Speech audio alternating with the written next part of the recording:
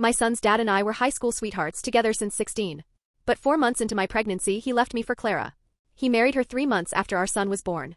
Clara made her position clear from the start. She once smirked at me saying, "If being a single mom is too much for you, just hand him over. We're a proper family now." I laughed in her face, but it stung deep. At first they insisted Clara tag along to every visit, with my ex actually saying, "Our son needs to know his mom and Clara is his mom now." I allowed the visits, but I drew a hard line. She was not setting foot in my house.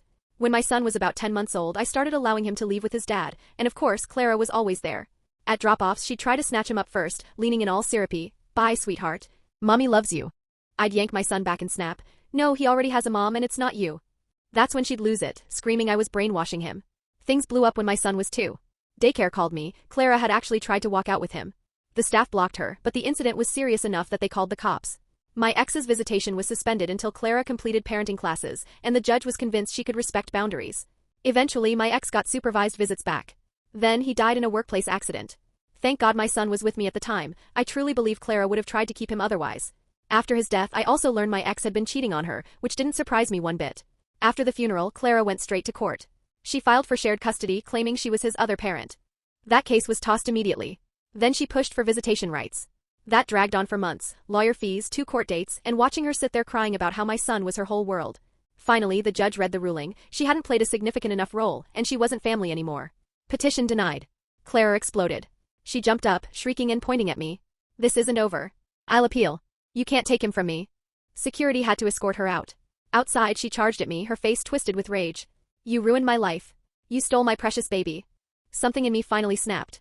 I was so exhausted, so done with her relentless nonsense. I leaned in and let it all out. I said, "You're insane. For God's sake, it's my son. You know what? I finally get why you never had your own kids. God knew better. Imagine how miserable a child would be with you as a mother. That's why you cling to mine. Pathetic." I could see the hurt flash in her eyes, but I stepped closer and added, "Now look at you, all alone again. Poor thing. But hey, stealing husbands is kind of your specialty, right? Just do it again. Better luck next time, hun." Her face instantly collapsed. She broke down in loud, ragged sobs, an ugly, hysterical cry that made people stop and stare. I got in my car, drove off, and could still hear her wailing as I pulled away. I already planned to move to another state, and in that moment I knew I was leaving immediately. A few days later I got a call from Clara's mother. Through tears she told me Clara had overdosed on sleeping pills. They rushed her to the ER just in time. She said she found Clara's journal, pages filled with self-loathing and regret, wondering if her infertility was punishment for everything she'd done to me. I just sat there in silence, a chilling wave of guilt washing over me. I wanted to scream that none of this was my fault, but I couldn't shake the thought. Did I push her too far? This is the same woman who actively tried to steal my child and harass me for years. But I still wonder, am I the awful person for what I said?